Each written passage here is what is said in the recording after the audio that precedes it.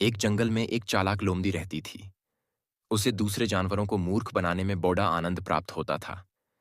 वह आए दिन कोई न कोई युक्ति सोचती और किसी न किसी जानवर को उसमें फंसाकर मजे लिया करती थी। जंगल के सारे जानवर उसका स्वभाव समझ चुके थे, इसलिए उसे कन्नी काटने लगे थे। एक दिन एक सारस जंगल में आया और नदी किनारे रहने लगा। लोमड़ी की नजर जब सारस पर पड़ रही तो वह सोचने लगी, जंगल के दूसरे जानवर तो मुझसे कन्नी काटने लगे हैं। ये सारस जंगल में नया आया प्रतीत होता है। क्यों ना इसे मूर्ख बनाकर मजे लूं। वह सारस के पास गई और बोली, मित्र, इस जंगल में नए आए मालूम पड़ते हो। तुम्हारा स्वागत है। सही पहचाना मित्र। मुझे यहां आए अभी कुछ ही दिन हुए हैं। मैं यहां किसी से परिचित भी नहीं हूं। तुमने मेरा स्वागत किया, इसलिए तुम्हारा धन्यवाद। सारस ने उत्तर दिया। लोमड़ी ने सारस के समक्ष मित्रता का प्रस्ताव रखा। सारस का उस जंगल में कोई मित्र नहीं था। उसने लोमड़ी की मित्रता स्वीकार कर ली। लोमड़ी ने उससे मीठी मीठी बातें की और वापस जाते जाते अपने घर भोजन के लिए आमंत्रित कर गया। नियत दिन को उपहार लेकर सारस लोमड़ी के घर पहुंचा।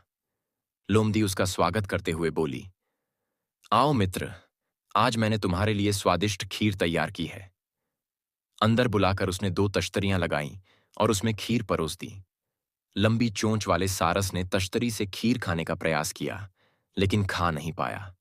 उधर लोमड़ी झटपट तश्तरी में से खीर चाट गई। अपनी तश्तरी में से खीर खत्म करने के बाद वह सारस से बोली, खीर तो बहुत स्वादिष्ट है मित्र, लेकिन तुम खा क्यों नहीं रहे हो? सारस संकोचवश बस इतना ही कह पाया, आज मेरे पेट में दर्द है मित्र, इसलिए मैं ये स्वादिष्ट खीर खा नहीं पाया। लेकिन भोज के लिए तुम्हारा बहुत बहुत धन्यवाद। सारस अपमान का घूंट पीकर वहां से चला आया। उधर लोमड़ी सारस को मूर्ख बनाकर बहुत खुश हुई। कुछ दिनों बाद सारस ने लोमड़ी को भोज पर आमंत्रित किया। नियत दिन को लोमड़ी बिना कोई उपहार लिए ही सारस के घर पहुंच गई। सारस के उसे अंदर बुलाया और बोला, मित्र, मैंने भी भोज में खीर बनाया है। आशा है तुम्हें उसका स्वाद पसंद आएगा। खीर सुनकर लोमड़ी के मुंह में पानी आ गया और वह खीर परोसने की प्रतीक्षा करने लगी। कुछ देर में सारस ने सुराही में खीर भरकर परोस दी।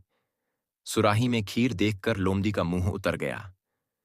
उसके लिए सुराही से खीर खा पाना असंभव था। वह चुपचाप सारस का मुंह देखने लगी, जो अपनी लंबी चोंच से झटपट सुराही में रखा खीर पी गया। खीर खत्म कर सारस बोला, क्या बात है मित्र, तुम खा क्यों नहीं रहे हो? क्या तुम्हें खीर पसंद नहीं? लोमड़ी समझ गई कि सारस ने उससे अपने अपमान का बदला लिया है। वह खिसियाते हुए बोली, नहीं मित्र, वो क्या है कि आज मेरे पेट में दर्द है, और वहां से भाग गया। इस कहानी से सीख मिलती है कि जैसा करोगे वैसा भरोगे, जैसे को तैसा।